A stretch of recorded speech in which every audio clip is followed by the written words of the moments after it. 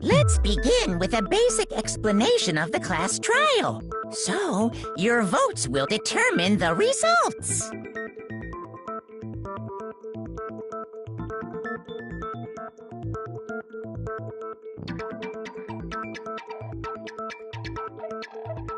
If you can figure out who done it, then only they will receive punishment. But if you pick the wrong one, then I'll punish everyone besides the blackened, and the one that deceived everyone else will graduate.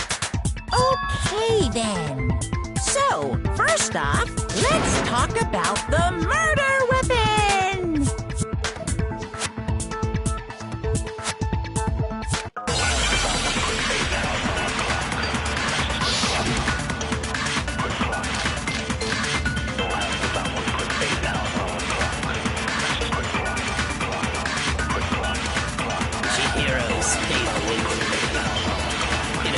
It was a headwind.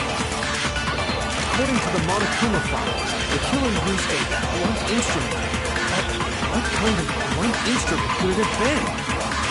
I bet it was an iron pipe. Interesting. That certainly would make for a powerful weapon.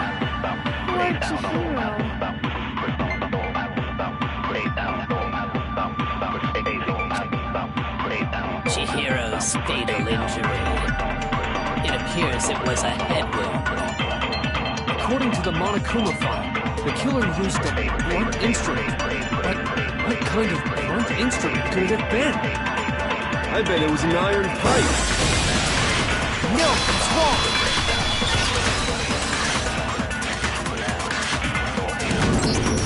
Can we agree that the object that dealt the fatal blow was the dumbbell, found at the scene of the crime? It was covered in blood, and there was nothing else at the scene that could have caused that kind of injury. And the wound on the victim's head is consistent with the shape of the dumbbell. As far as I'm concerned, there's no mistake and no room for doubt on this one. You looked at her head wound? Yes! That's so creepy! If you don't mind, I will proceed from here. Let's move on to discussion of the culprit. Although, I believe the criminal behind this heinous act is already quite clear. What? For real? Chihiro's killer is the fiendish serial killer, Genocide Jack.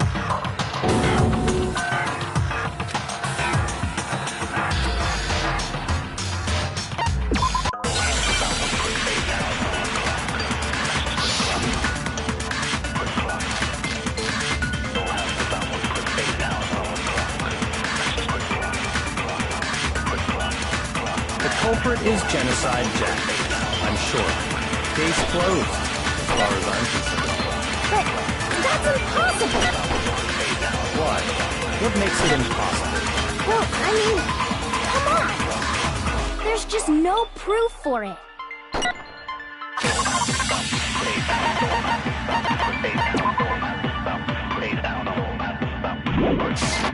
Hey, so, speaking of Genocide Jack, I don't know who that is!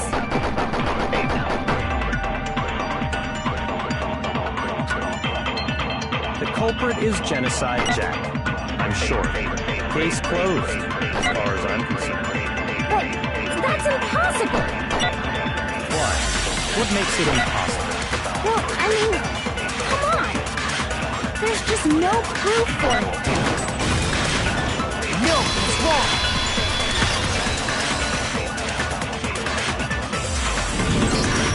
I might know one reason he could be involved. What? I found this file while I was looking around the archive in the library. I guess it's some kind of confidential file the police put together about the Genocide Jack case. What? That's kind of weird as shit, isn't it? What was something like that doing in the library? The why of it is probably more trouble than it's worth, so let's forget about that for now. More importantly, it outlines all the specifics of every Genocide Jack case in exceeding detail. According to the file, there appear to be two defining characteristics in every Genocide Jack case. The first is that a bloody message is found written at the scene of every murder. Oh, that's right. Boob lust. No. It's actually bloodlust. But more important is the other characteristic, and it's something that has never been made public. Never made public? What the hell is it? Why don't you tell them, Makoto?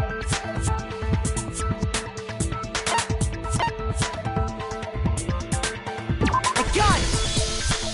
Apparently, in every Genocide Jack case, the killer suspends the body in a certain way. Other than the killer, the only people who know about this are the higher-ups in the police department. However, Chihiro was most definitely suspended in the same way.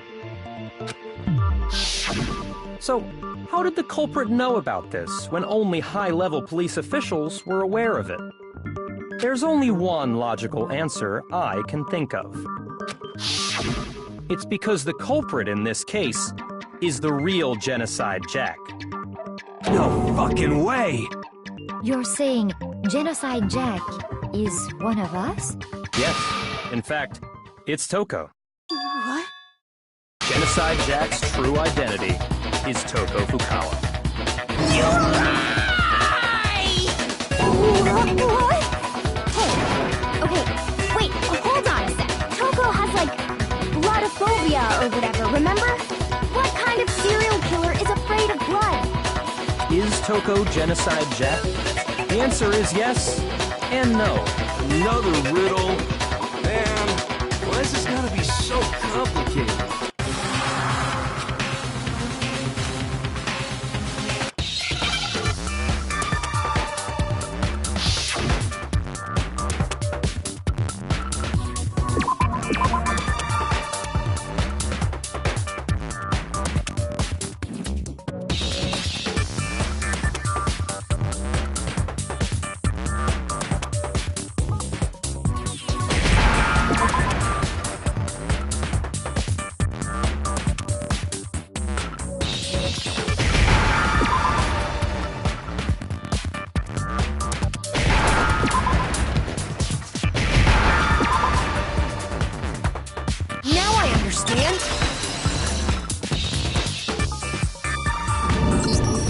Is it because Genocide Jack has a split personality?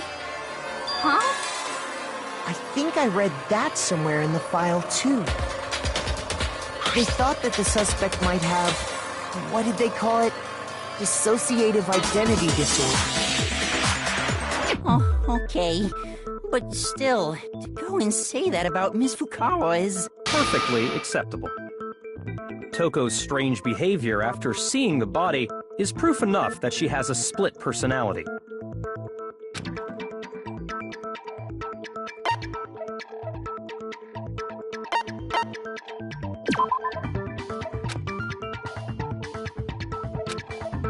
Shoot!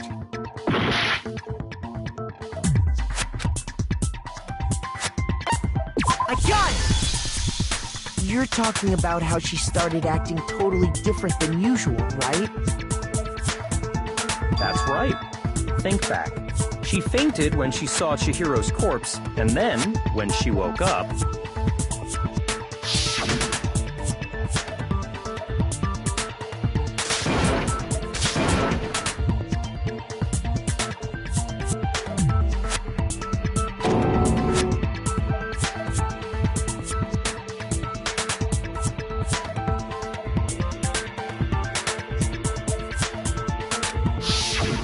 She was acting funny, that's for sure. That melancholy tone of hers completely disappeared. Don't go assigning adjectives to my tone without permission. Not to mention, once she regained consciousness and saw Chihiro's body again, she was utterly calm. In other words, within her is one personality that can handle blood, and one that obviously can't. So when Toko trapped herself in her room, it's because she was scared of Genocide Jack?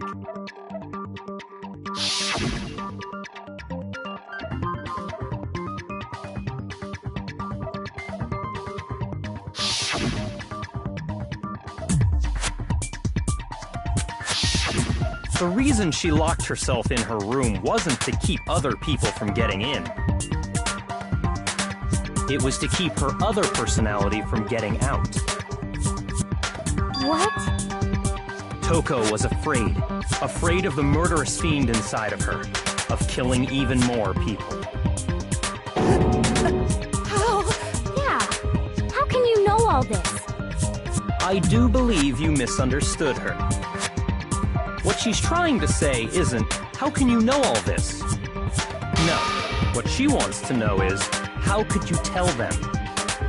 Huh? Last night, just before Monokuma gave his motive speech, Toko and I had a strange conversation.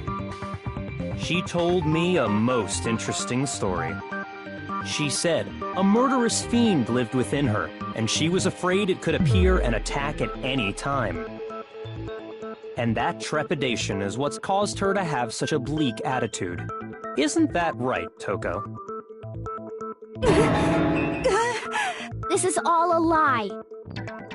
Right, Toko? You said you wouldn't tell anyone. What? You promised! I can't believe you lied! You have only yourself to blame.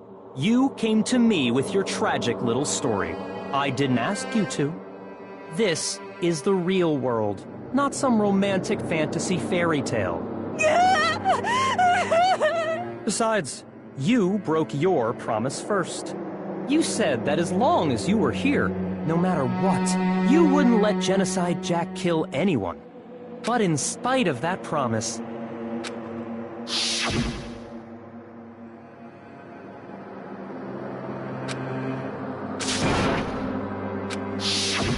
You said if I kept my promise, you would go out with me. That's the only reason I promised. how many times do I have to tell you? I never said that, but you weren't able to do it. You just couldn't resist. I tried. I swear I tried to control it. But your efforts were useless. What a disappointment. I hate you. Well, the opening act is nearly finished. All that's left is to hear from the person in question directly. Person, you don't mean...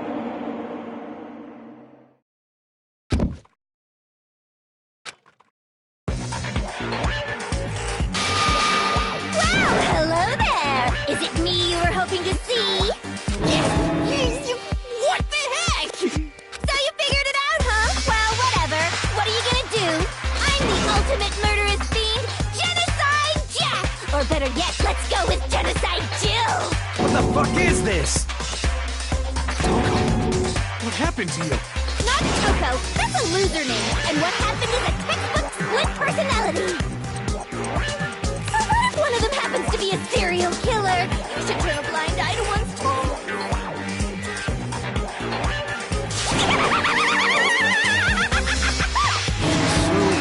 Intense. Like they say, sound in murderous mind, sound in murderous body. This one is so different from the one we've come to know. Yes, well, the world is composed of a front and a back. Just like how every inning has a top and a bottom, or how in the depths of every truth lives a little lie. Behind every dark and gloomy soul lives another that shines as bright as the sun!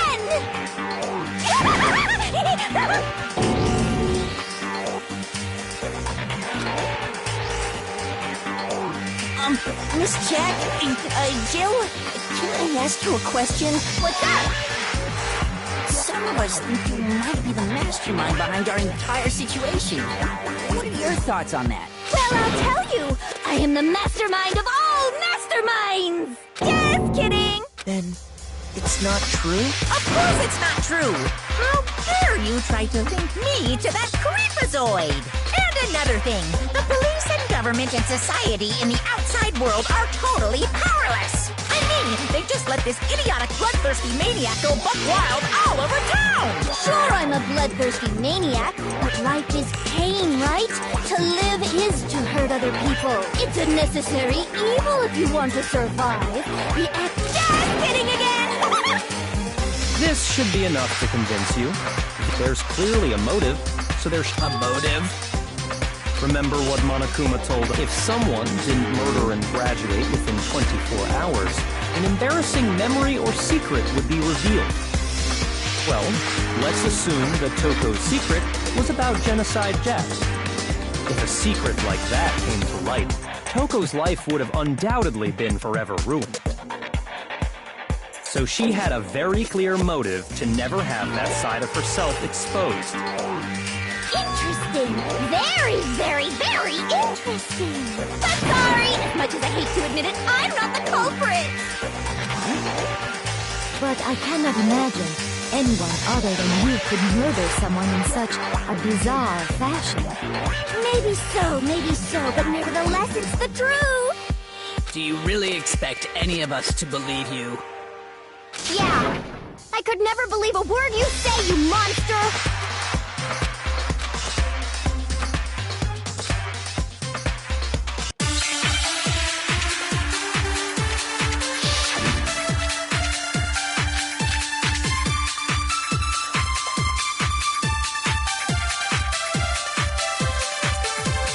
Sorry, but I didn't kill anyone! You say that, but do you really expect any of us to believe it? Perhaps if you had an alibi, that would change things. Oh, an alibi, huh? Now we're talking! When you compare your past murders to this incident, the modus operandi matches completely. What more proof do we need? Give it up. You killed her.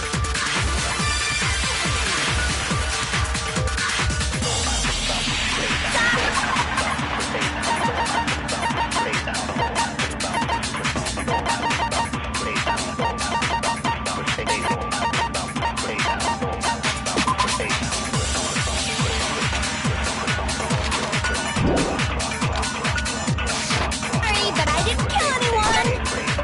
You say that, but do you really expect any of us to believe it?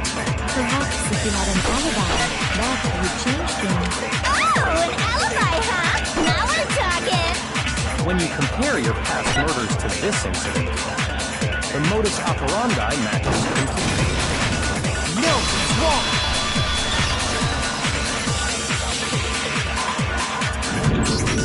Are the methods of murder really exactly the same? I'm not so sure about that.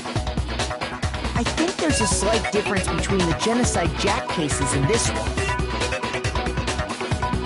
Huh? How's anything different? Uh-oh, you don't know? Well then, human garbage, let me tell you! I murder with passion and conviction. I consider myself a professional, and I have a very particular way of doing things. Imagine you go to a fancy Italian restaurant. They're very picky about the noodles, the sauce, everything. But what happened to Chihiro? It'd be like if that same Italian restaurant started using ragu or Chef Boyardee. This is no creation of mine.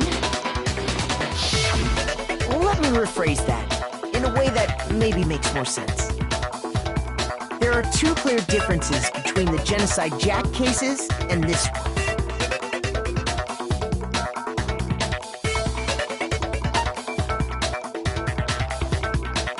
I got it! For one, the cause of death is different. In the Genocide Jack murders, all the victims were killed the same way. According to the case file, they were all apparently killed with a pair of scissors. But Chihiro died from a blow to the head, right? Yes, that is remarkably different from the other murders. Wouldn't it be strange for someone who kills the same way without fail to suddenly change their method? And there's more. One more conflicting detail. That's right! In my recipe of murder, if the bloody message is the tortellini, then the arrangement of the body would be the pesto sauce! Could you please stop comparing killing people to cooking? So, are you saying that...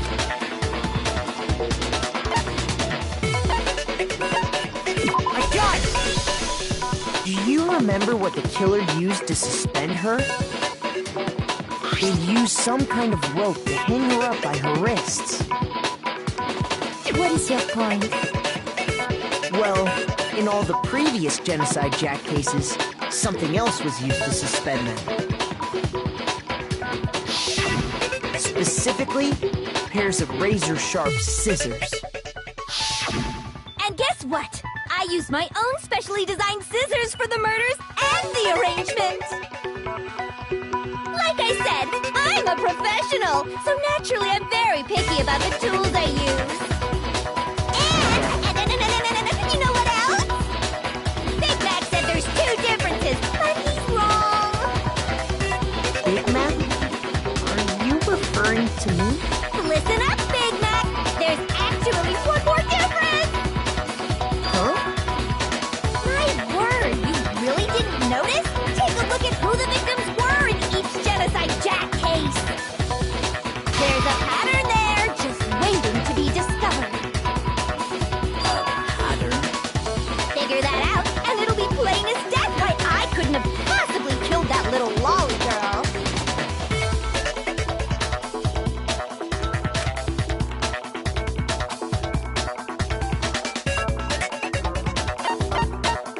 I got it! Is it because Chihiro was a girl? Bingo! Bullseye! Right on the money! What are you talking about? In all the Genocide Jack cases, all the victims had something in common.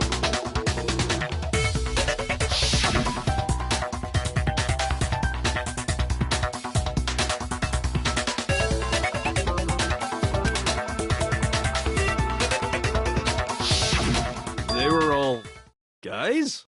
That's right! The people I kill with such passion and conviction are all adorable little men! I can't believe I said it! I'm so embarrassed! The hell is wrong with you? I can't help it! I'm just a full-throttle boy-on-boy fangirl, and the mopey side of me just hates it. But now I'm on the fast track to becoming a full-fledged fan madam! So since Chihiro was a girl and not an adorable little man, you wouldn't kill her? Would an Italian chef suddenly start making ramen just because they're both noodles? Don't be stupid. I have too much passion and conviction to cross that line. That's the absolute reality of the one and only. We get it. You've clearly explained your hobby and your philosophies. But that's not all there is to it. It's a different matter entirely when you're forced to kill in order to survive. Quiet, lowly cur! Lowly? Cur? I would never kill for a reason as petty as mere survival. And if by some fluke I did kill to survive, why would I bother with the message and arrangement? It'd make me the obvious suspect! That does make some amount of sense. Plus, whatever reason I have for killing, I would never leave out my prized scissors. Who would go out of their way to use a big, stupid, heavy dumbbell? Maybe you used the dumbbell because you couldn't find any scissors in the store. Any scissors? I don't just use any scissors. I only use my own set of high-class envy of the entire world! Okay, whatever. There still aren't any in the school. Are you sure about that?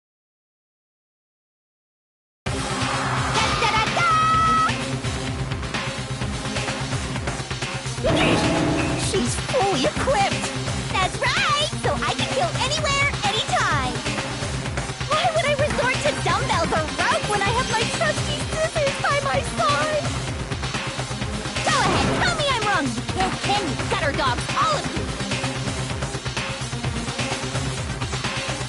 Not to mention, I have no clue how to tie a good knot. So rope's totally out of the question anyway!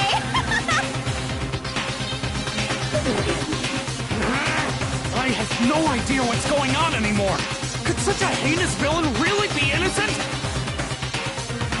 But the body really was suspended, right? And nobody but the police knew about that. Yeah! That's why we figured it had to be the real deal, and not some copycat killer or whatever.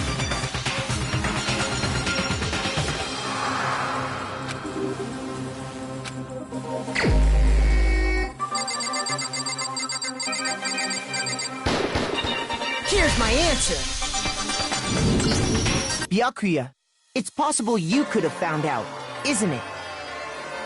You'd have no problem gaining access to classified government documents or internal police records. Plus, you've already looked through the Genocide Jack file before this all happened, hadn't you? Are you saying Mr. Togami did it? Then, the reason he pushed the theory of Genocide Jack being the killer so hard was because he wanted to pin the crime on her. So, he rearranged the scene to disguise it and make it look like he put my stamp on it! The adorable glasses man was behind it all! Oh, I'm on fire! Well, Byakuya, what's your response? I see. So now the suspicion falls on me. Then I must ask, when would you say I began acting suspicious? Surely you must have an answer. Looking back and thinking about it now, the way you were acting right before we discovered the body was a little strange.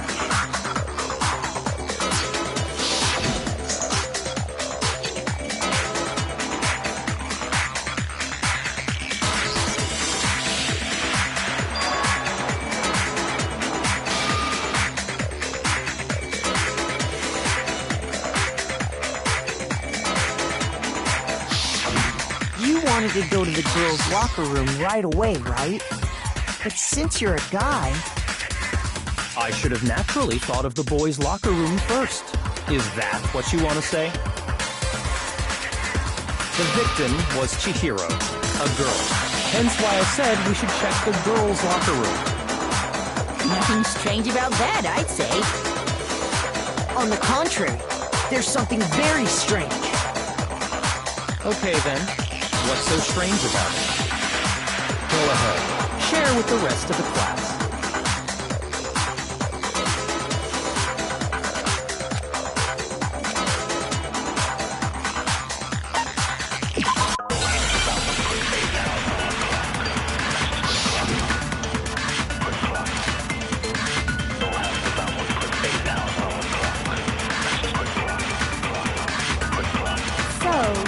Byakuya was acting kind of weird before we found the body.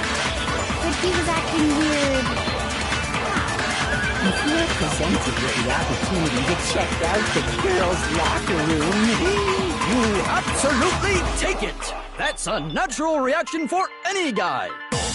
The victim was Chihiro, who was a girl.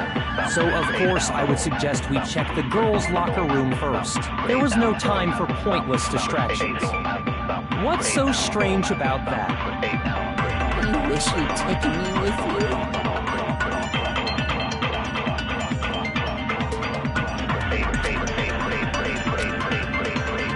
So, you said Byakuya, but he was acting... If you're presented with the opportunity, that's a natural... The victim was Chihiro, who was a girl. So, of course, I would suggest we... There was no time. What's so strange? I wish you'd taken me with you. So, you said Byakuya was acting kind of weird before we found the body. So, you said Byakuya was acting kind of weird before we got... But he was acting... If you're presented with the opportunity, that's unnatural. The victim was Chihiro. No, that's wrong.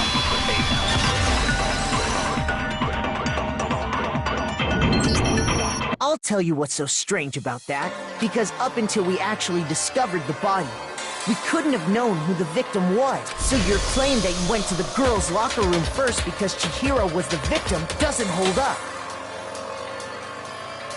I see. That's a good answer, I must admit. Interesting. Very interesting indeed. But your reasoning is still too weak. Huh? What's wrong? Is that it? Surely you've got more than that. Go ahead. Show us.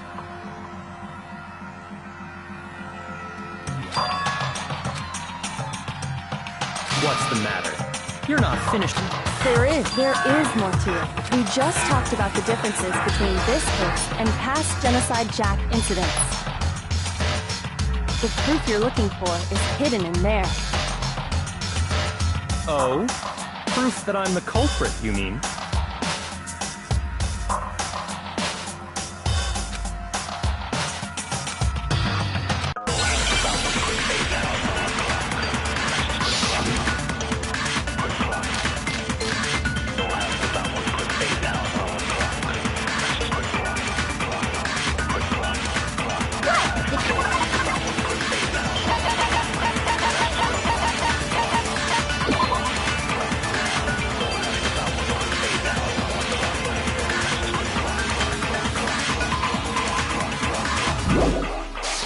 Difference between the cases? You want me to explain it again? When I want to kill, I use my very own special scissors. And I use those same scissors to arrange the body. But Chihiro was suspended with... It was some kind of rope. Was it not? That's right! It absolutely was! Then there must be something very fishy indeed about that rope. Hey, Byakuya, where'd you get it from, huh? I've never seen that rope before in my life. Obviously, somebody else must have had it hidden away somewhere.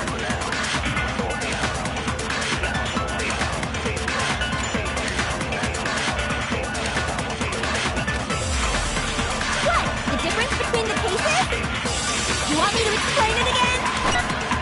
When I want to kill, I use my very own special scissors. And I use those same scissors to arrange the body. But Chihiro was suspended with... It was some kind of rope. Was it not? That's right! It absolutely was! Then there must be something very fishy indeed about that rope. Hey, Byakuya, where'd you get it from, huh? I've never seen that rope before in my life. No, it's wrong.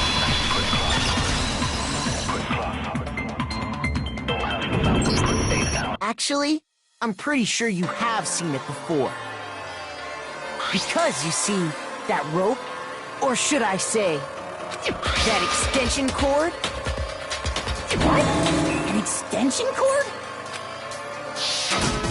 Byakuya, you've used the extension cord in the library more than once, haven't you?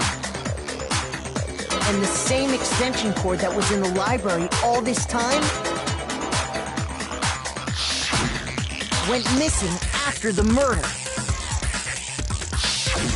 And there's no way someone who uses that extension cord as much as you do wouldn't discover that fact. Byakuya must be the one who took the extension cord. I can't imagine any other possibility. That's really what you think? Then your conclusion is something like this? I killed Chihiro in the girls' locker room, then hung her up and wrote that bloody message. I intentionally made it look like Genocide Jack was behind it. Is that about right?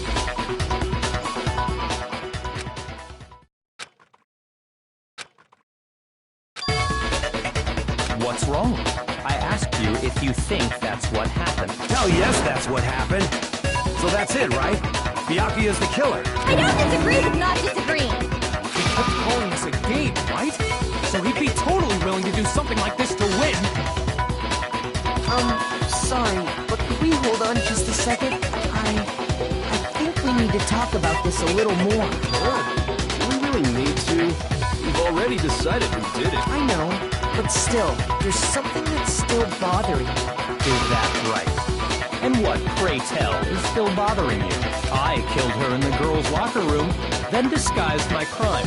Specifically, I dressed it up to make it look like it was the work of a homicidal psychopath. What about all that bothers you?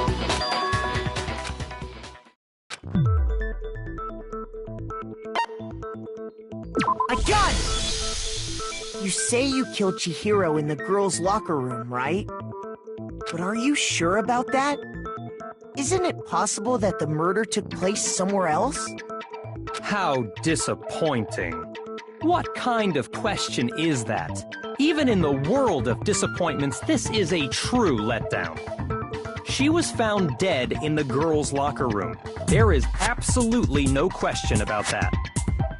How could the scene of the crime have been anywhere else?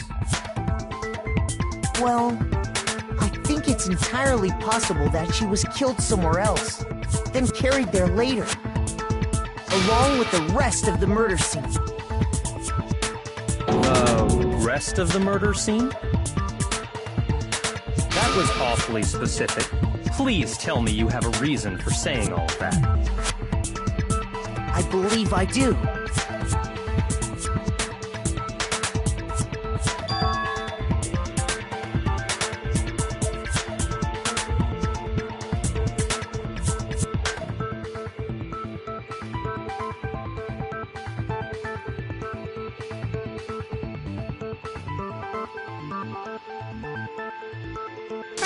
Don't just move on without permission! What do you mean she was killed somewhere else? Come on, Makoto. If there's any chance the murder took place somewhere else, let's see the proof.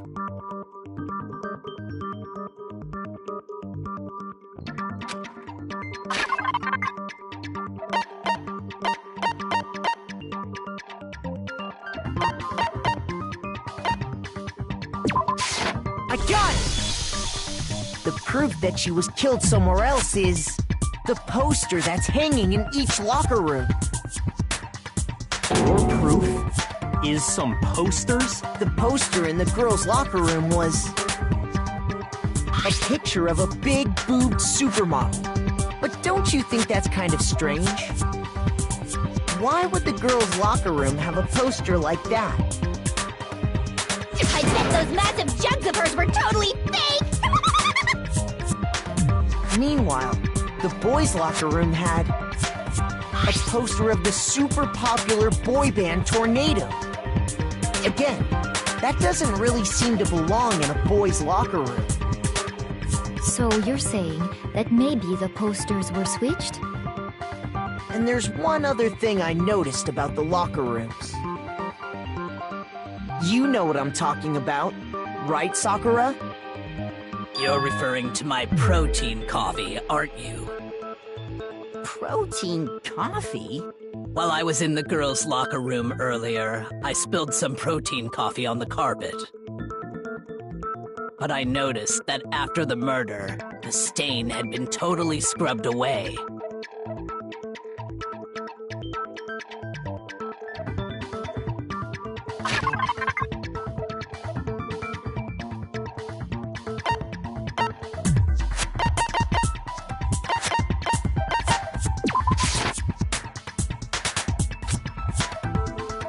Shoot!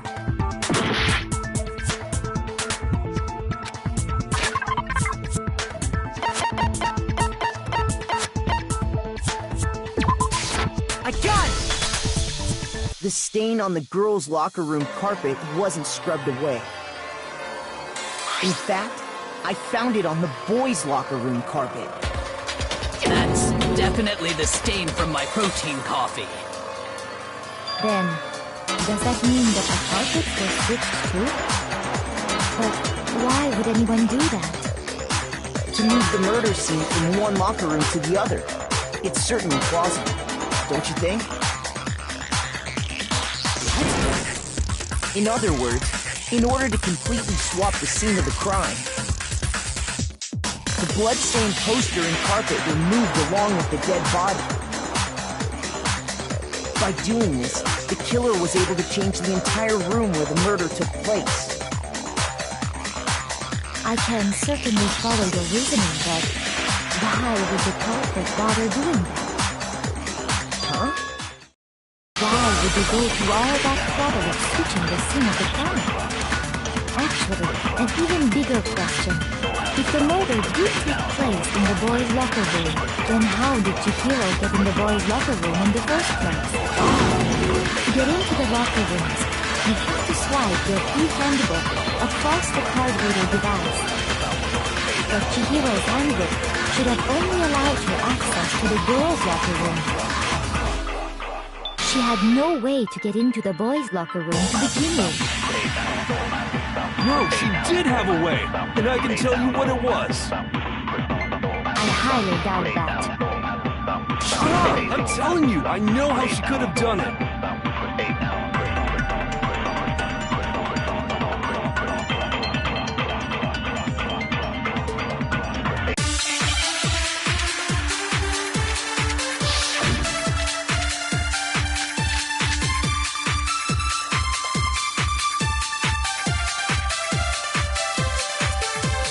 Is it really possible?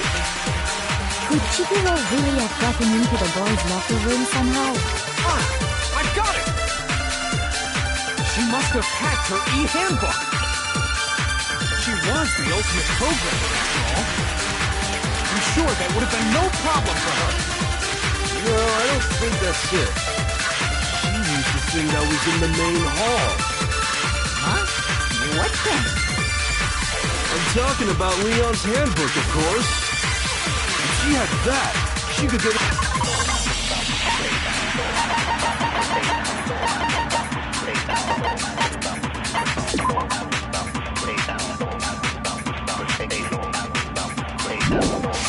into the boys' locker room, no problem.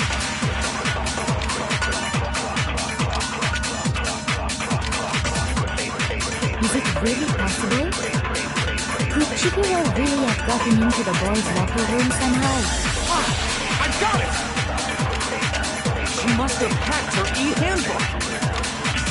She was the ultimate programmer, after all. I'm sure that would have been no problem for her.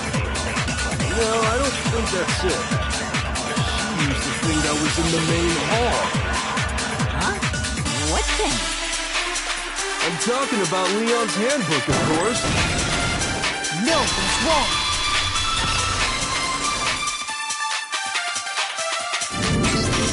No, I don't think Chihiro used Leon's handbook. Why not? Because Leon's handbook was broken. Oh. Well, then, yeah, I guess that'd be pretty impossible, huh? I am struck silent by how quickly you gave up. Plus, isn't there a regulation against using someone else's handbook? Actually, the rule states that loaning your handbook is prohibited. It says nothing about borrowing one. In other words, you could borrow a dead person's handbook all you want, and you'd be safe. Yup, yup, yup! Hit the nail square on the noggin! Of course, if it were broken, that wouldn't make any sense anyway.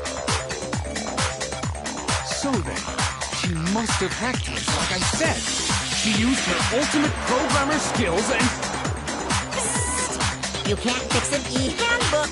The instant you open one up, a security buzzer starts blaring! So, if she didn't use Leon's handbook, and she didn't modify her own handbook... Maybe Mr. Naegi's initial assumption is just... wrong?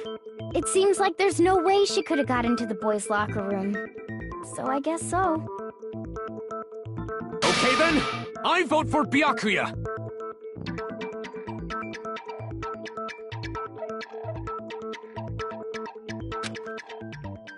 Hold on a second. I agree with you, though. I think you're on the right track.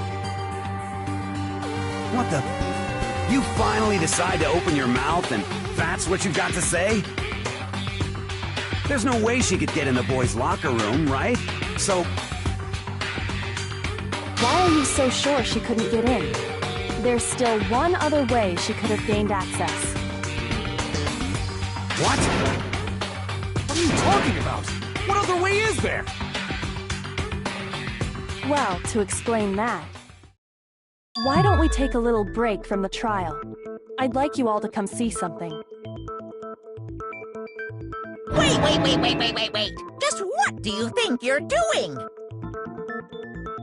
Don't worry. This'll make the whole trial more exciting. I'm sure that thought must please you. Huh? It'll make things more exciting? Well, all right then. I declare an official class trial recess. For real? Now then, what is it you want to show us? It better not be boring or I'll be very unhappy. Oh, I have no doubt it'll meet your lofty expectations. So, shall we go?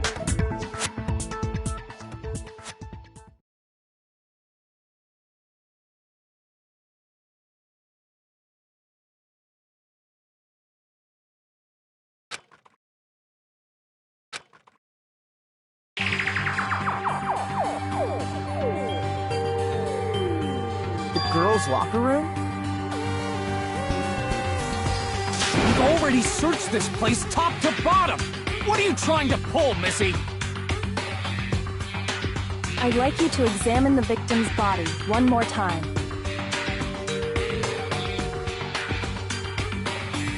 Be sure to examine the entire body very carefully.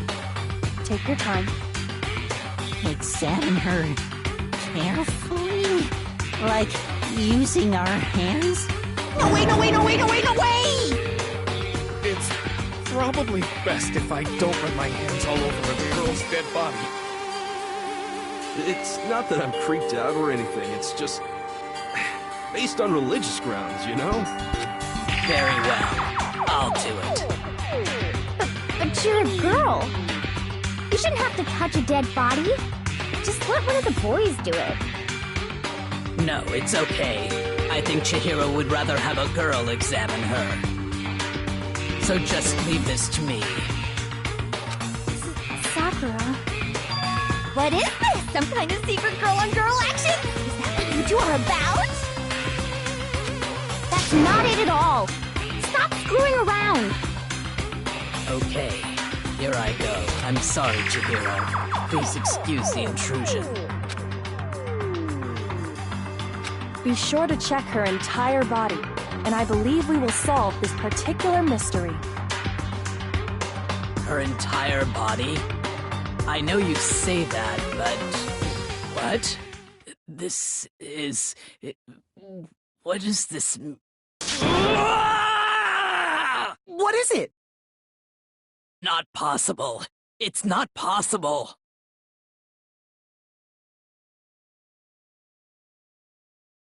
This girl is what? Is a boy! Ah, I see. So she is actually a he. Interesting.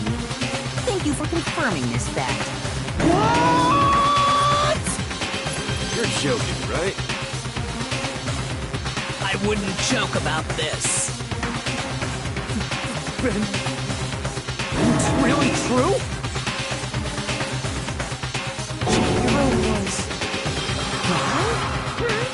Oh, what? You guys didn't know? Heck, I knew that right off the bat. Chihiro Fujisaki was totally a guy. He was a cross-dresser? Oh, I'm really on fire! I wish I had killed him! So that's what Kyoko wanted to show everyone, huh? Interesting. Yes, that certainly does make things much more exciting. Now let's ride this wave of excitement back to the courtroom and get back to the trial. I do apologize for keeping you waiting. Now then, let's resume the class trial. We've all just learned of the shocking revelation that Chihiro was actually a boy. Let's pick up from there. Yes, well, I don't know his reason for hiding it, but the fact is, Chihiro was not a girl, but a boy.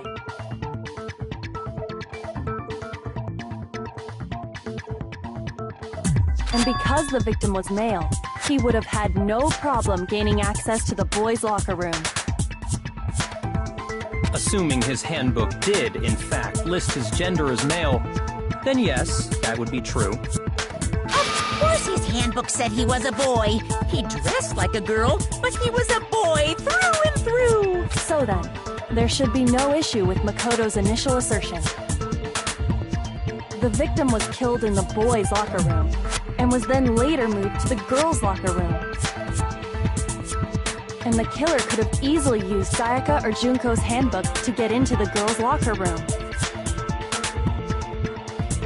Chihiro really was killed in the boys' locker room? I still don't understand the motive for moving the body, but yes, that does seem plausible. Well, I must admit, I did find it rather odd. I knew he felt a little off. There was a certain incongruity to his female body. This is the most titillating situation! So now everything has been connected.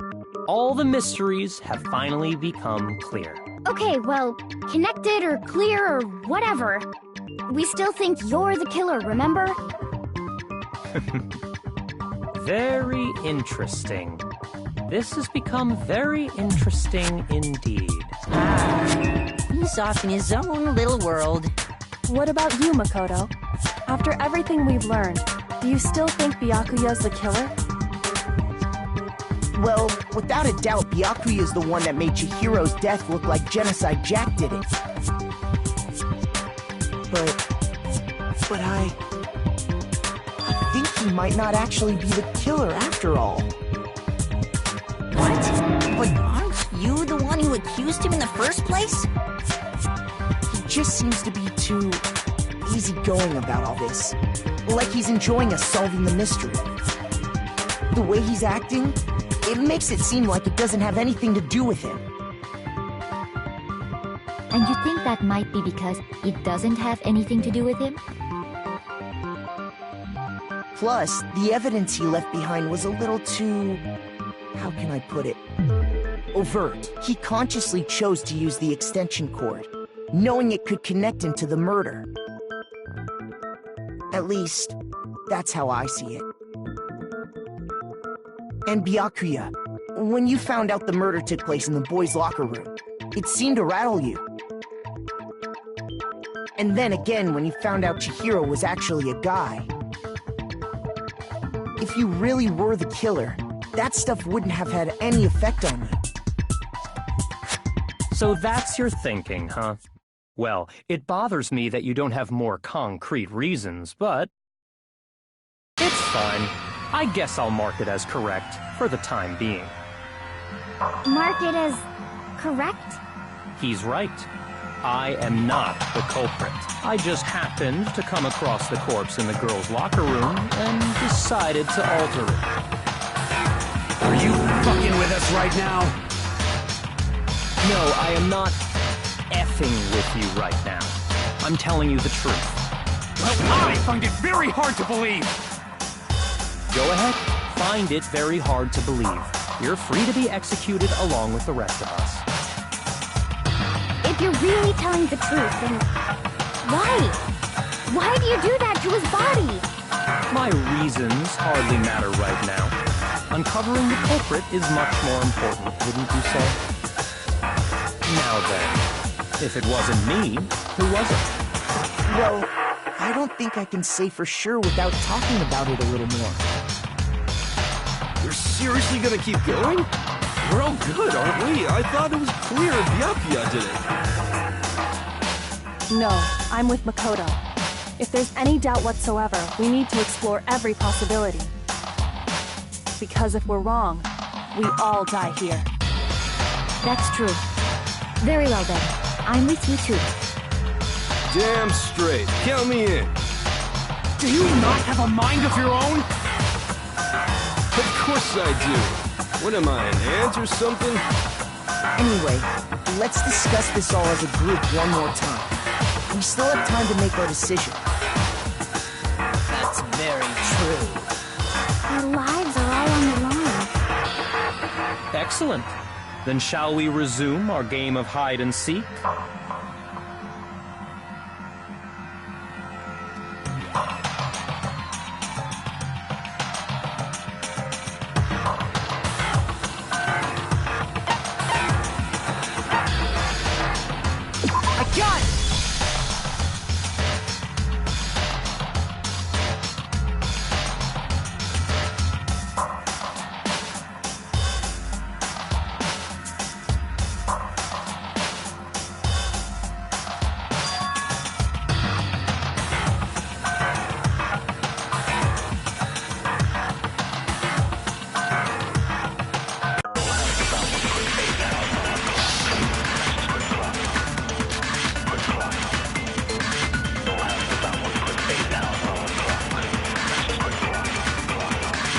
Isn't there a single clue that might lead us to who did it? Clues are one thing. Did nobody get a look at the killer? Sure, if someone saw the killer, they would have said something by now. Perhaps someone saw the victim at some point. Even that might be enough for now. Yeah. All we need right now is any kind of new info. It's over. It's all over. You want to know who saw the victim? The killer! And only the killer! And it's not like they're just gonna turn themselves in. Game over, man! Game over! Yeah! No! Not game over!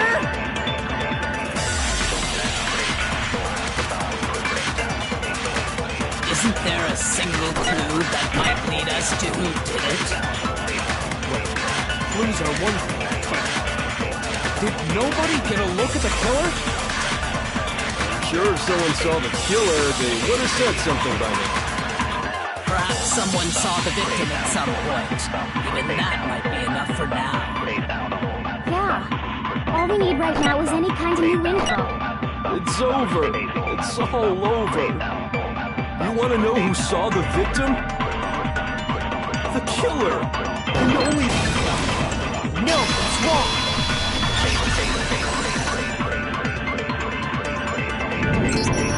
I believe someone else did see the victim before he was murdered. What do you think, Celeste? Now that you mention it, yes, I did see him. Really? Oh, but I suppose only Makoto knows about this. The rest of you had no idea, did you? That is why you're all making such ugly noises. Whatever! Just hurry up and tell us! It was last night, right before nighttime. I saw Chihiro in the dormitory warehouse. I saw him stuffing a track jacket into a duffel bag. And then, I assume, he headed off to exercise. Track jacket and a duffel bag? But we didn't find anything like that at the murder scene. It seems likely that the culprit destroyed them to get rid of any evidence. And that is when he said something that struck me as rather odd.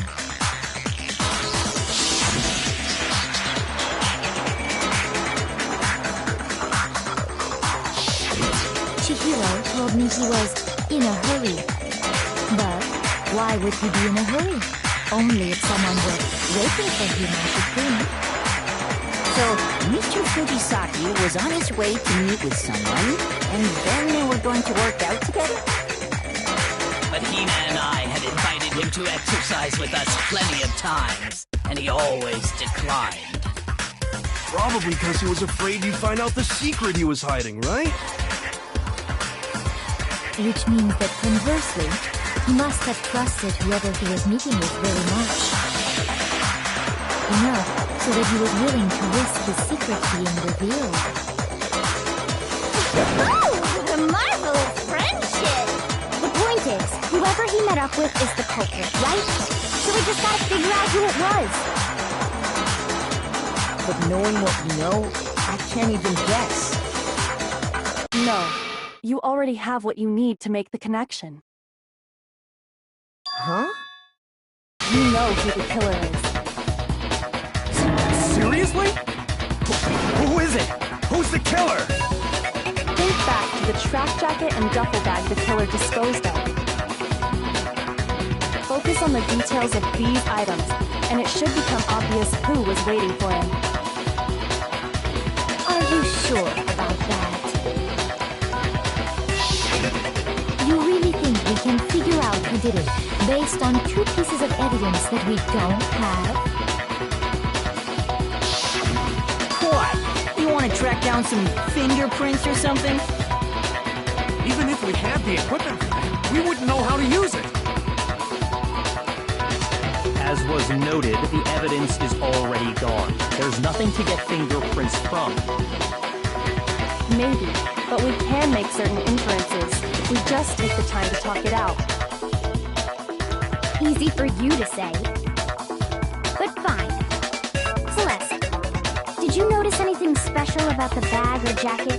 The bag was just a normal duffel bag from the warehouse. All the bags in there are the same, so I can't imagine what would make that one special. Well, if I remember right, there was a decent variety of tracksuits to choose from. Do you think there might be some connection between the culprit and Chihiro's jacket? Perhaps. Let's explore that and talk a bit more about the jacket he took.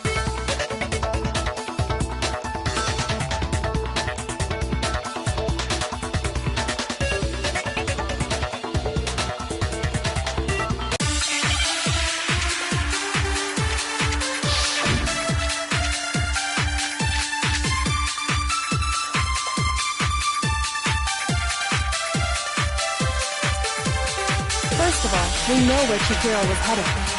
He was on his way to go exercise. So next we have to ask, why did he choose the specific tracksuit that he did?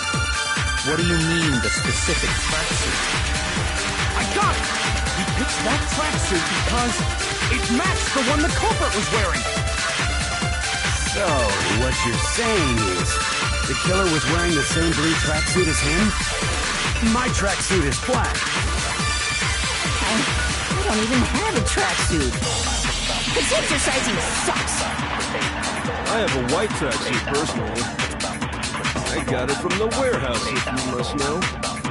Did any of that really help us get any closer to figuring out who the culprit is? No way. Not a chance. You heard him, right? What he just said without even realizing it?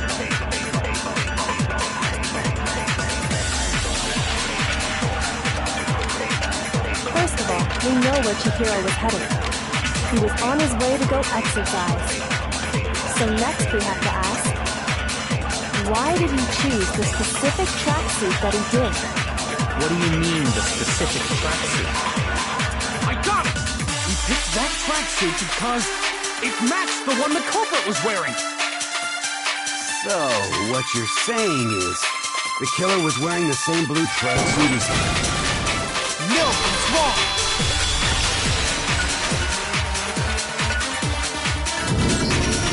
Hold on a second, Mondo. What did you just say? Huh? What'd I say? When Celeste testified a few minutes ago, she said...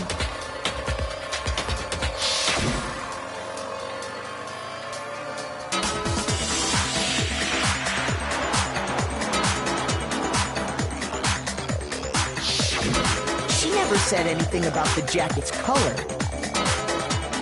So why did you say Chihiro's blue tracksuit? What are you? You just... Hey, Celeste, what color was Chihiro's tracksuit?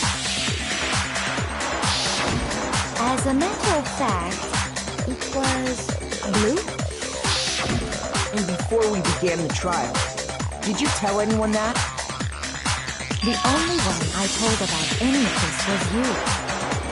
Then, Mondo, how did you know what color Chihiro's tracksuit was? Because I just... I'm sure he saw the clothes at some point in the investigation. No, that can't be it. The bag and clothes were surely disposed of by the time we began our investigation. Then the only reason he could have known what color the tracksuit was... is if he saw Jerry with it before he died! That's the only possibility! Jerry? Are you talking about Chihiro? So, how about it? Did you see the tracksuit or didn't you? Just by chance. I just happened to see it last night. He walked past me, and he was carrying the tracksuit in his hands. No, that can't be it either. According to Celeste's testimony...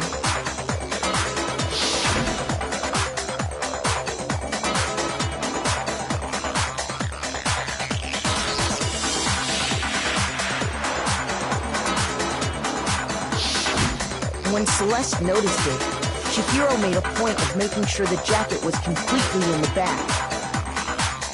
If you just ran into him briefly, you couldn't possibly have seen what color the tracksuit was. It would appear you've dug your own grave. Perhaps. But you handed him the shovel, didn't you? That's why you said what you did. Focus on the tracksuit and it'll be obvious who he met with? What a bunch of nonsense.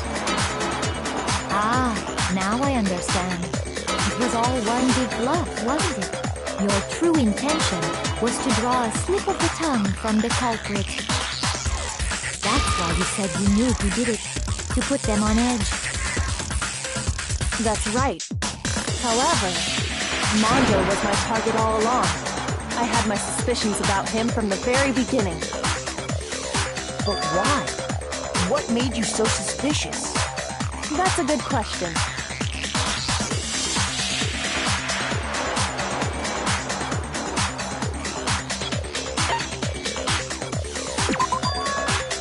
There was a certain turning point that tipped me off. Maybe you didn't notice it, Mondo, but you tend to refer to men and women differently.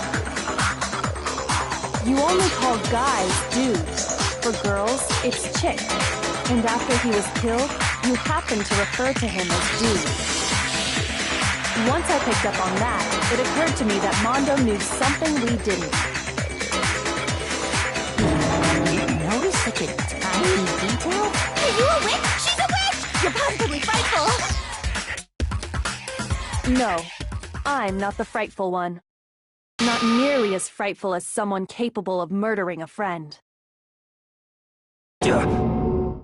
Mondo, was it really you? Did you really kill Chihiro? I didn't kill anyone! You've been all over me, judging everything I say, putting words in my mouth. What gives you the right to treat me like a goddamn criminal? Yeah! He would never do something like that! This is a false accusation! It's true. My reasoning on that is pretty shaky. That was fast. Well, this does present us with a problem. It seems we are all out of leads. My time has nearly come. That's what my little ghost friend is telling me. Oh yeah, that reminds me. Hifumi, weren't you telling me you found some evidence? Really? What kind of evidence? Actually, no. I'm thinking about it here calmly. It might not be all that relevant. Jeez, does your confidence just get up and walk away? It's fine, man. Just tell us. If you really insist, then, here it is. What do you have there? It happens to be an e-handbook. I found it laying on the ground, so I scooped it up.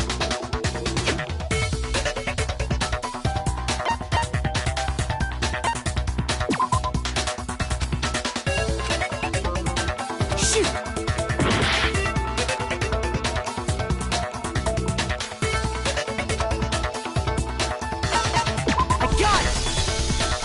We know Chihiro's handbook was missing from the scene of the crime, right? For a fact. was totally sure I found it. Then it must hold some clue about the culprit, right? Well, that's what I was hoping. But it's busted. It won't even turn on. I imagine the culprit broke it to get rid of any evidence after the murder. That's odd. I didn't think the handbooks were quite so fragile. You're right. They're not. They're totally waterproof and shock resistant. It would take an awful lot to break one. And yet, this one does appear to be broken, as is Leon's, sitting useless in the main hall. For all your confidence, that is a remarkably high failure rate. Do you think there might be some kind of mystery in there somewhere? How precisely did the handbooks get broken? I got it! You already told us before that the handbook has one weak point, didn't you? You remember that? Sure, maybe I let that slip, but I never told anyone what the weak point actually was. But if the handbook is supposed to never break, and two of them broke in quick succession, then Then we can only assume that someone's figured out its weakness. You know what the weakness is, right, Monokuma? So, what is it? You're asking me? I think it's a necessary piece of information if you want this to be a fair trial. But if I tell you, and someone else decides to copy it, that would be very not good. Just tell us already! Why would we want to break our own handbooks? Oh well, I have a weakness for pushy demands. But you're sure you won't follow their example? Then allow me to make a special announcement. The weak point of my cutting-edge e-handbook is... when it's exposed to high temperatures for too long, it will suffer a meltdown and totally break! I flippin' knew it! You knew it? Yeah, because I found the handbook laying on the floor of the sauna. The temperature in the sauna can reach over 200 degrees. Strange how you don't get burnt, huh? It's because as your sweat evaporates, it creates a cooling layer of air around your skin. If the hot air of the sauna were somehow pushed directly onto your skin, you'd definitely get fried. That layer of air would get blown away. That's why you may feel a burning when you move around. So when you're in a sauna, make sure to keep nice and still. Interesting. I learned one new fact today.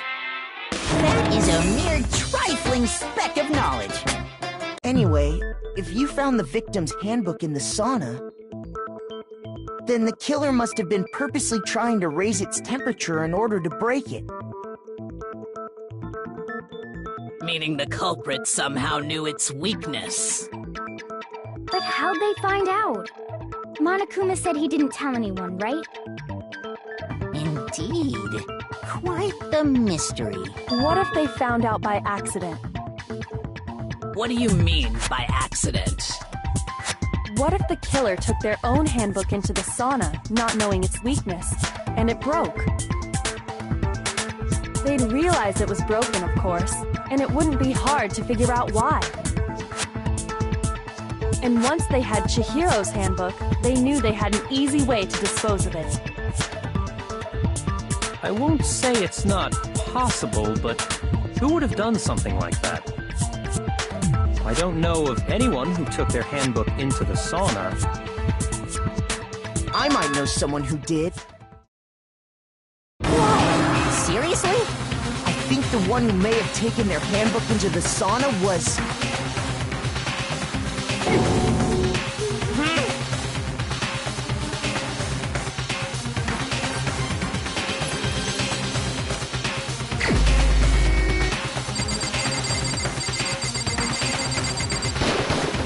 Here's my answer!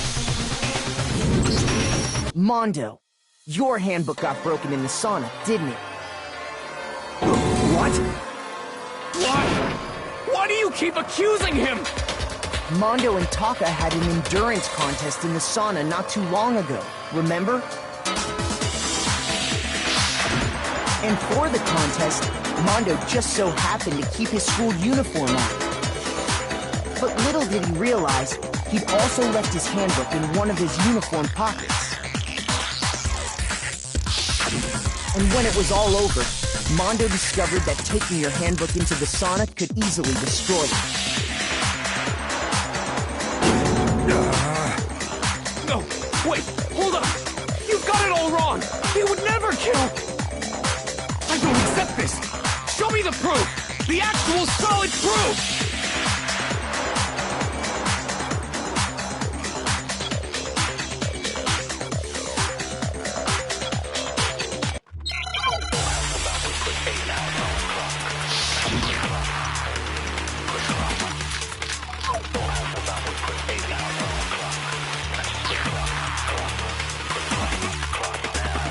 Let's test Makoto's assertion. If what he says is correct, then Mondo, you broke your own handbook. In other words, if Mondo's handbook is actually broken, then that proves that what Makoto said is right. Well, my goddamn handbook works just fine! See? Look! Makoto was wrong after all! Mondo wouldn't hurt a fly!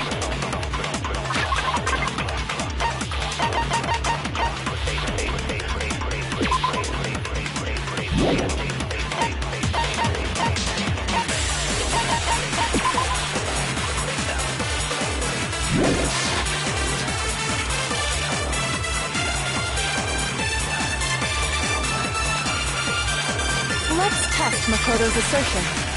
If what he says is correct, then Mondo, you broke your own handbook. In other words, if Mondo's handbook is actually broken, then that proves that what Makoto said is right. Well, my goddamn handbook works just fine! Shoot! Let's test Makoto's assertion. If what he says is correct, then Mondo, you broke your own handbook. In other words, if Mondo's handbook is actually broken, then that proves that what Makoto said is right. Well, my goddamn handbook works just fine! No, that's wrong!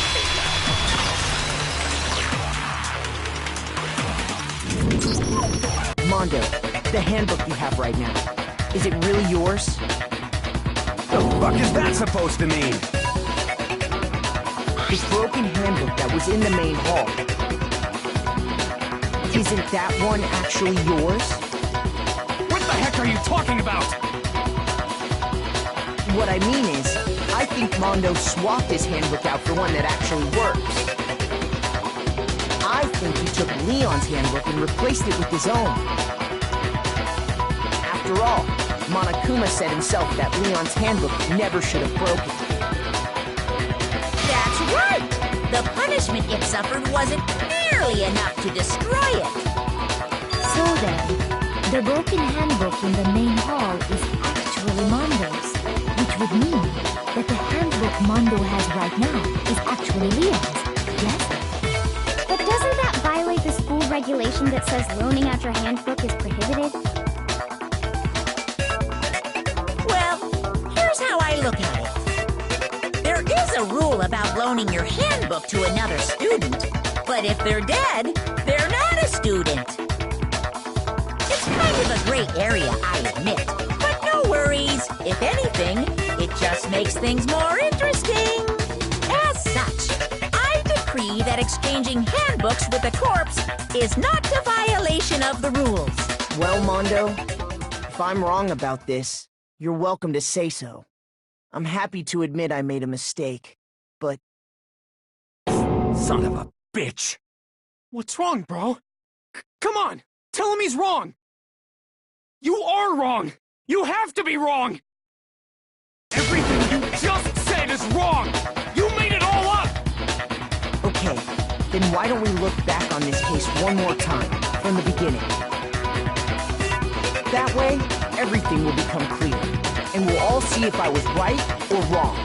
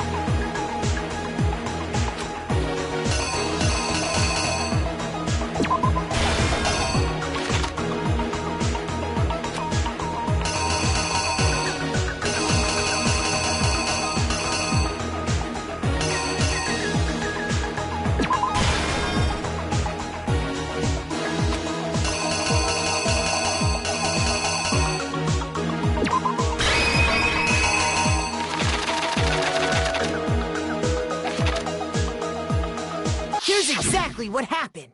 First, let's take a look back to before the incident. Last night, Celeste saw Chihiro in the warehouse, correct? At the time, she was apparently stuffing something into a duffel bag.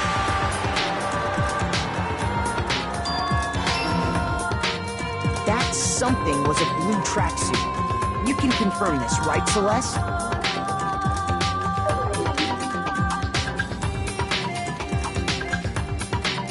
With bag in hand, Chihiro headed out, even though it was officially nighttime. She made her way to the locker room, specifically the boys' locker room.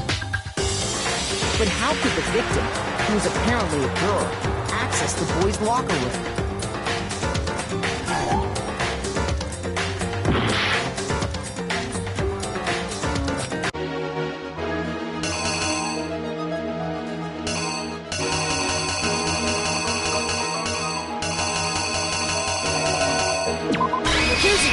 What happened?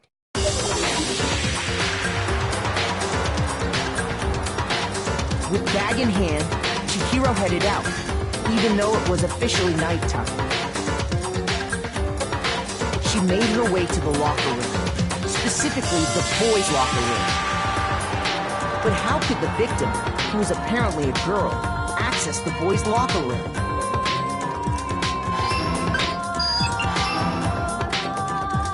Simple, because she was really a he, which is why he was able to use his own handbook to gain entrance to the boys' locker room. Once inside, he met with someone there, and the person he met was the one who killed him.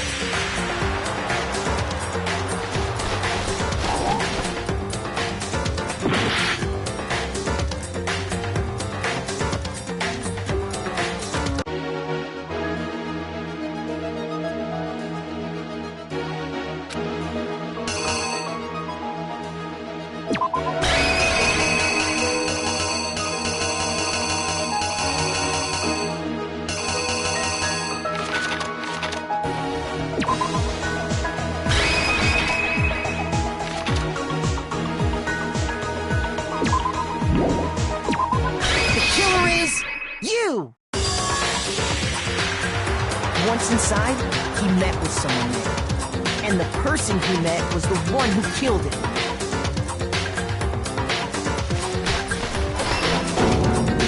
It seems likely that the killer grabbed the nearby dumbbell, approached the unsuspecting Chihiro,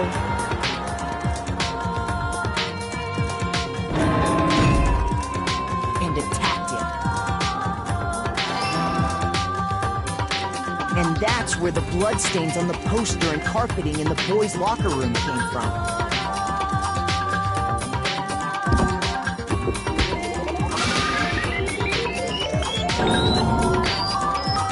It was likely in the heat of the moment. The body was arranged, but the murder itself felt unplanned.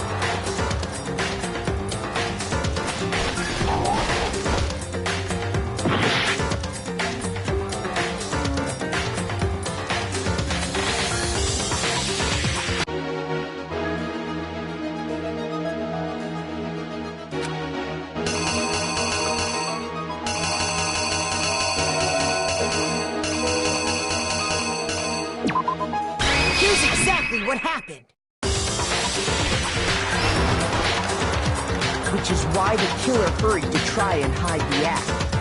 First, pulling up the bloodstained carpet. Then, removing the bloody poster.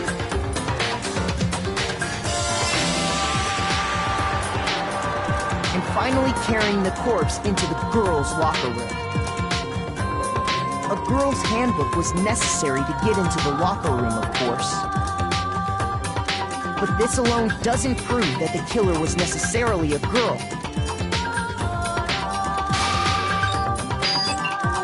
After all, Sayaka and Junko's handbooks had been placed in the main hall.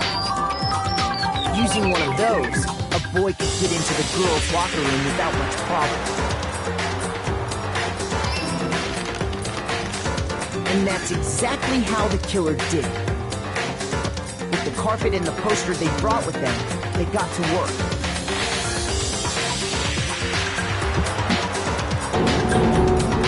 They changed the layout of the boys' and girls' locker room in what you might call a crime scene switch.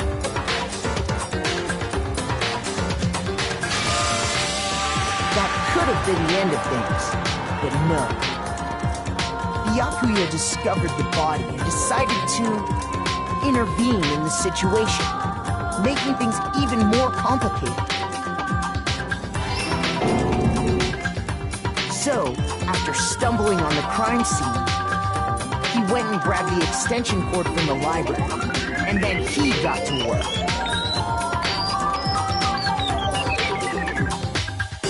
He used the cord to string up Chihiro's lifeless body.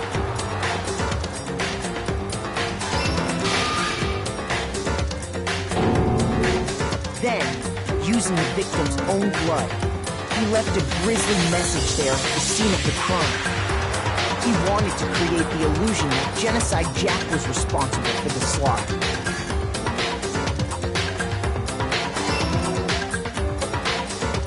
And around the same time that the Yakuza was putting together this facade, the killer, having already disposed of Chihiro's bag and other belongings, arrived at the sauna. There, they planned to destroy the last piece of evidence, Chihiro's handbook.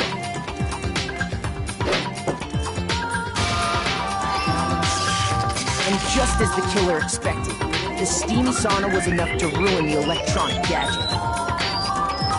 Somehow, the killer knew that the handbook couldn't stand up to the heat of the sauna. And the reason they knew that is because the sauna had already wrecked their own handbook. And that's how it all played out.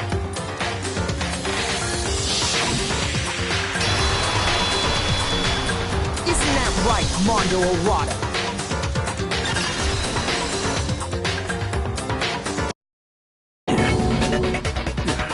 Wait! No! This can't be right! Where's your evidence? Yeah! Where's your evidence? You need evidence! You need proof! Without any proof, you can't pin any of this on him!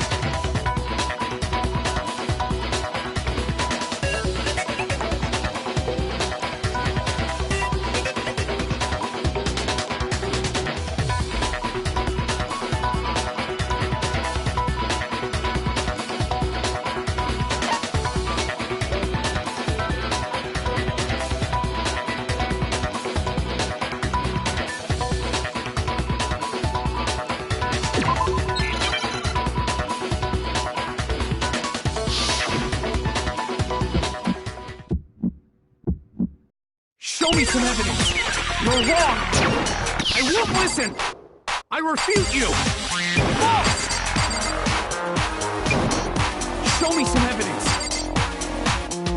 I won't listen. I refuse to vote. Show me some evidence.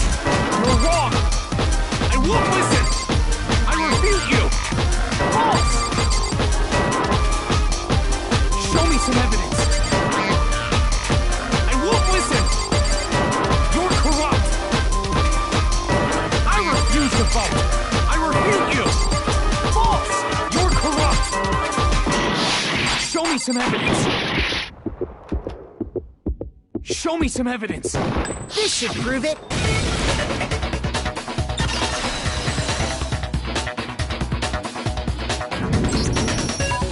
Thinking so far is right, Mondo must have replaced his broken handbook with Leon's. In which case, we can just check each of our handbooks right now. Once we do that, we'll... We don't gotta do that. Huh? Yeah, I did it. I killed him.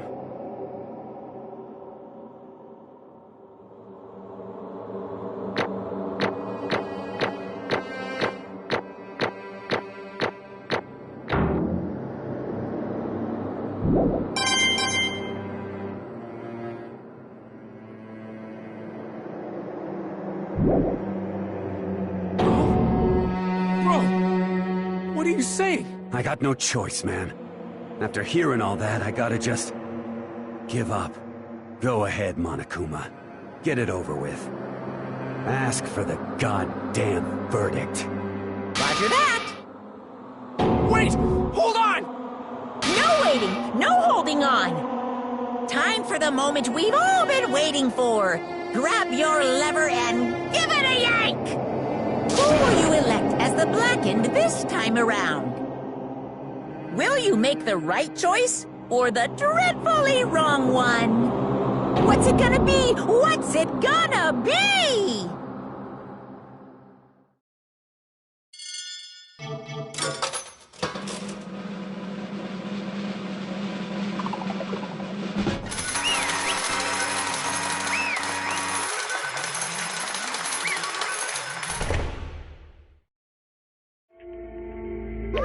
What?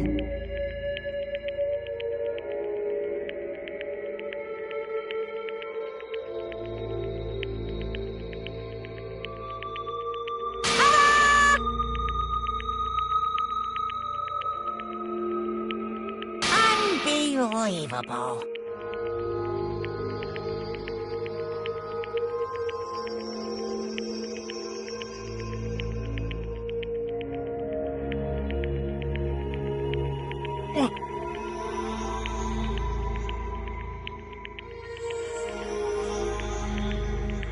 Sorry. What is this?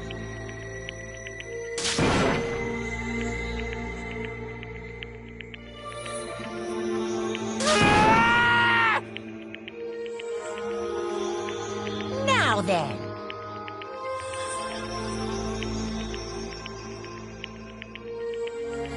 Actually...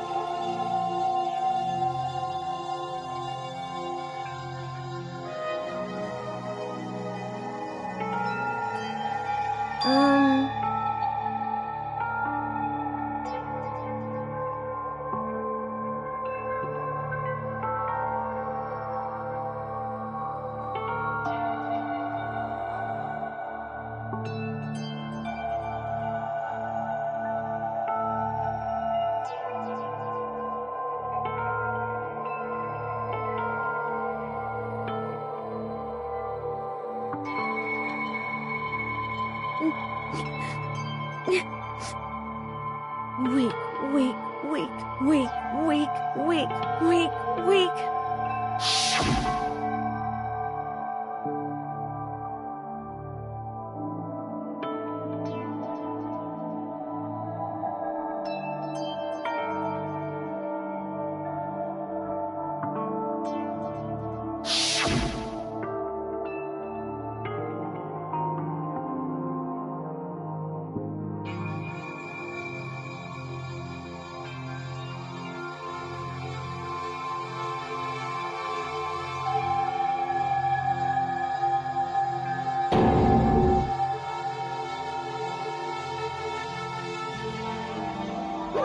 Hey,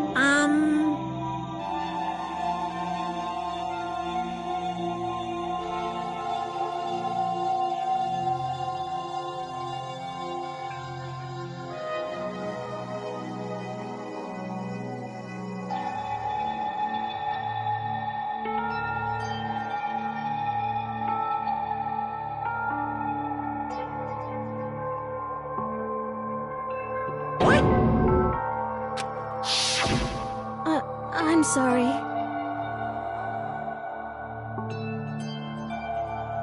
But...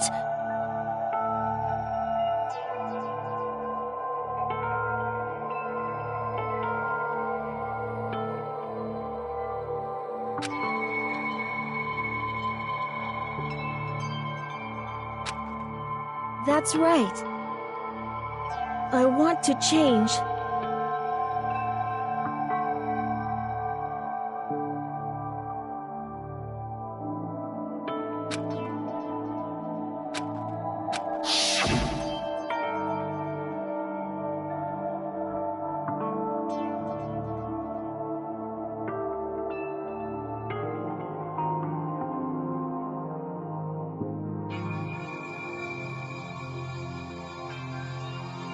hey,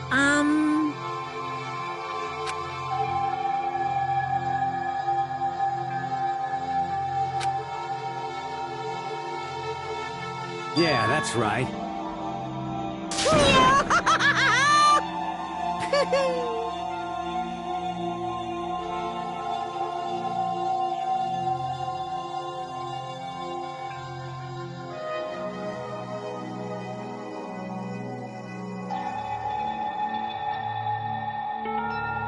Uh-huh.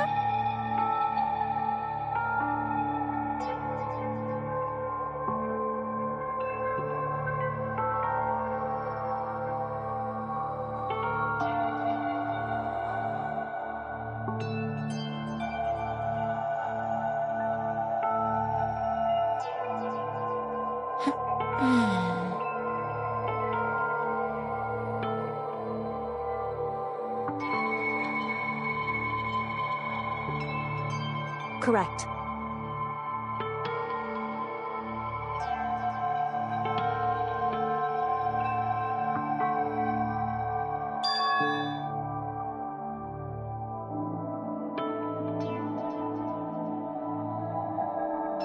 Indeed.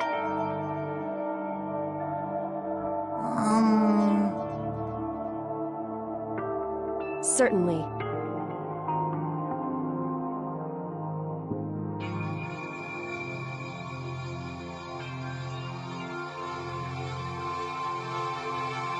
But... Because...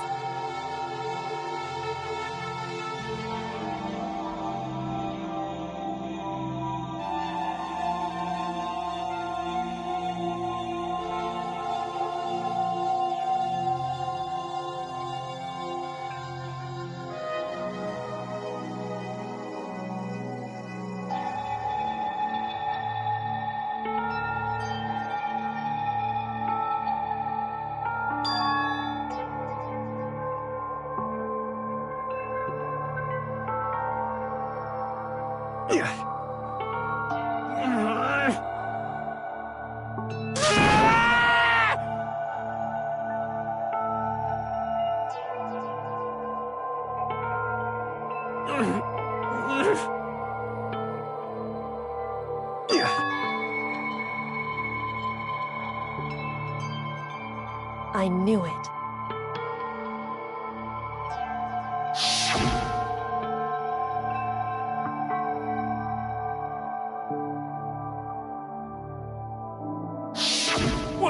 What is this?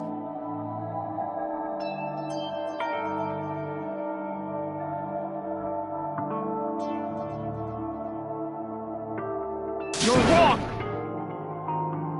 Don't make me repeat myself.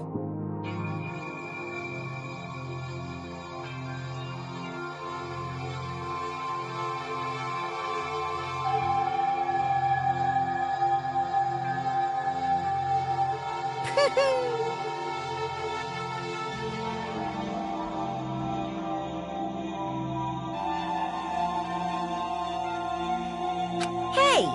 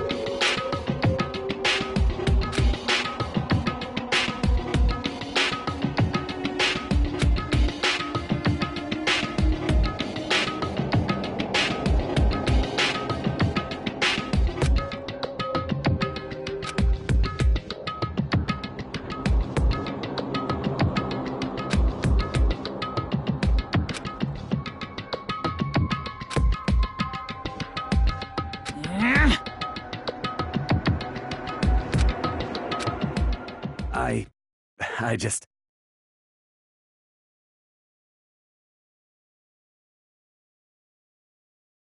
Don't fuck with me!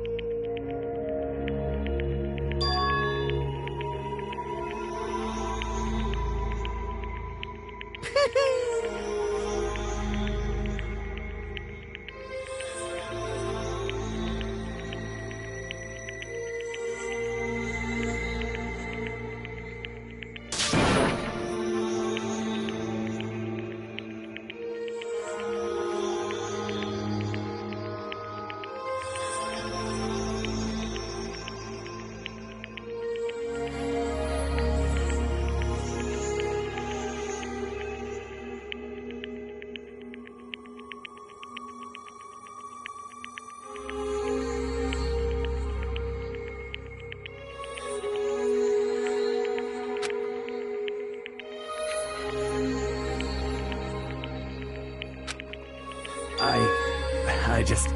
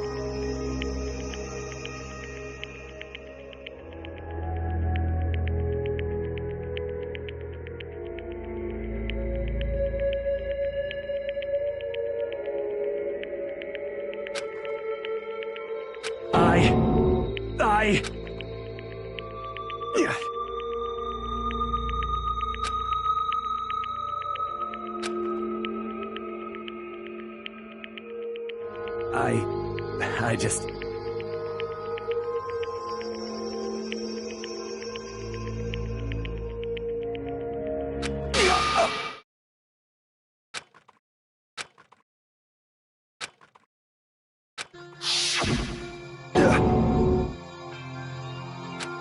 I'm sorry.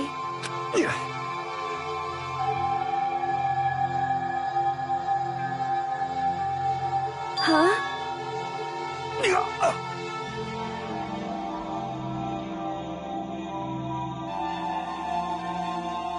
But... I want to change.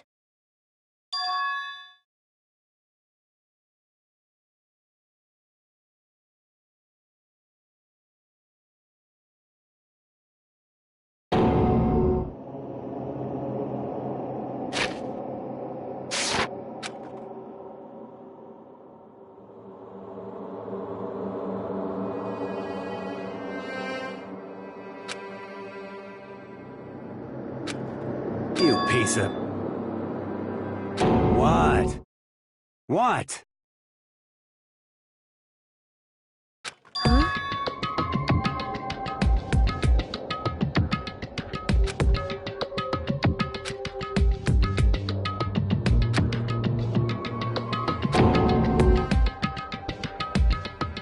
What? What? No!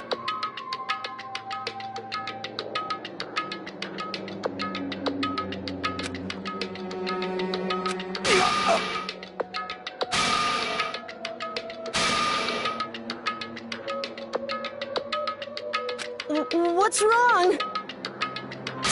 Damn you!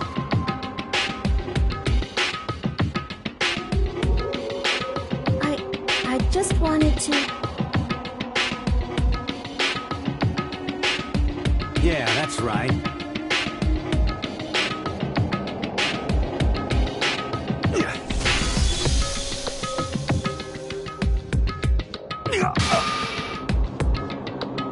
You son of a bitch!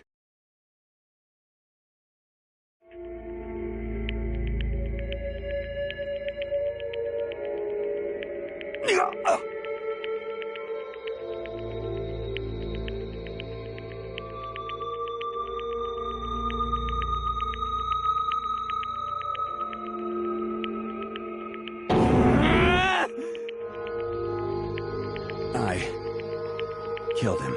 I killed Chihiro. Even after all this time, I'm still just as weak as I've always been. And thanks to that, I did something I can never take back.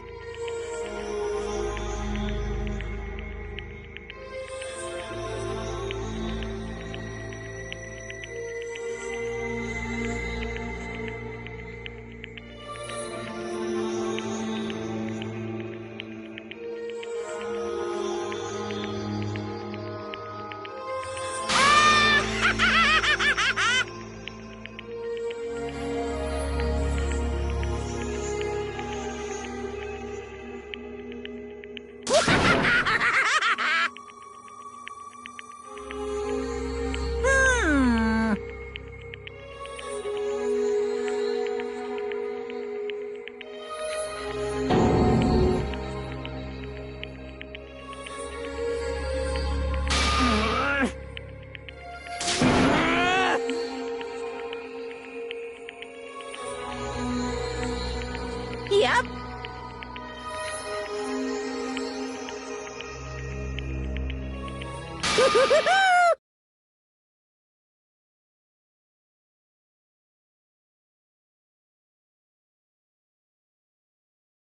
It can't be. Well now, well now, well now, well now.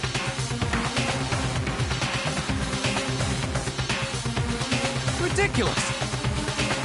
Now then, I've prepared a very special punishment.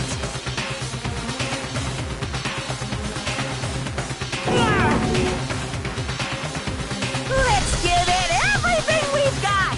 It's punishment time!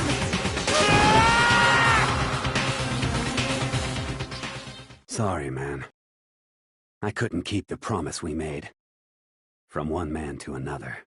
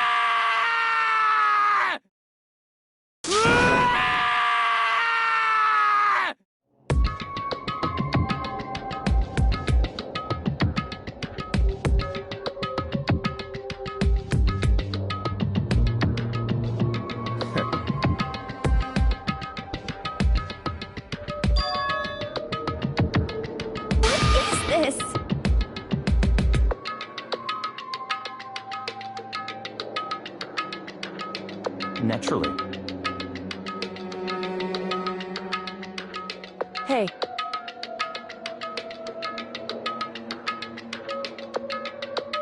However...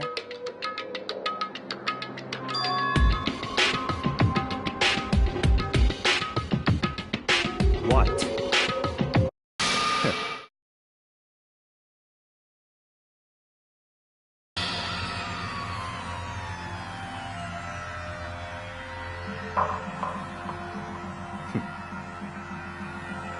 Honestly.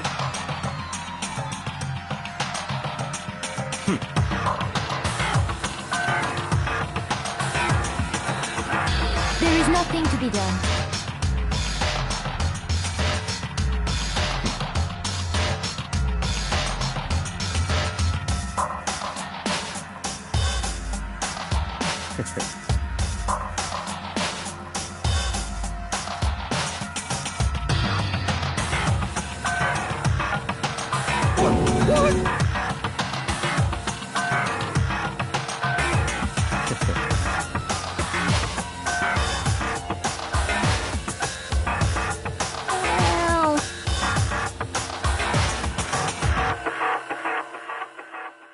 That's right.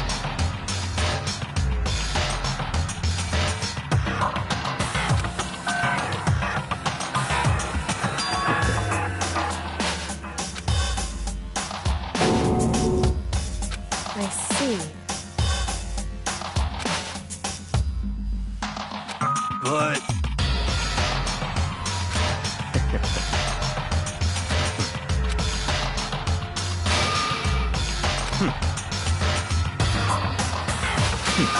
Interesting.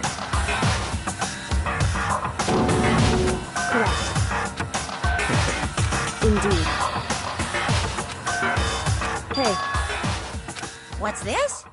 You.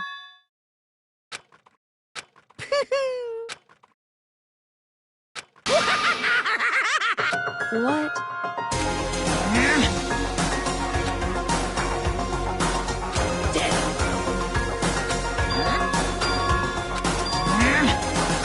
What the heck? Damn it!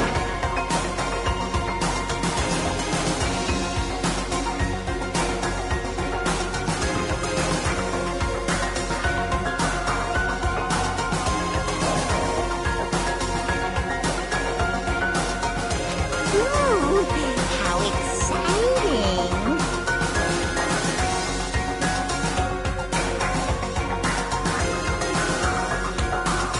That's enough.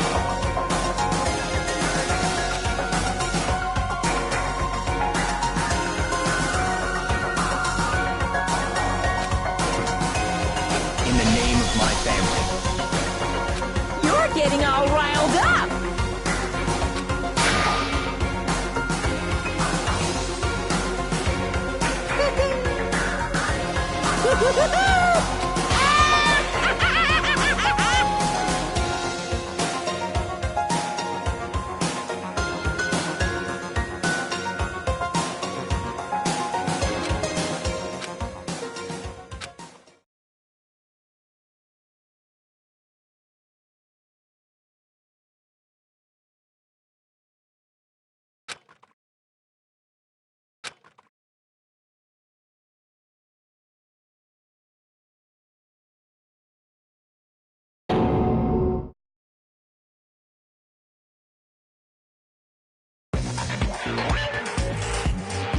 Well, anyway, like I was saying, this is a pretty good spot.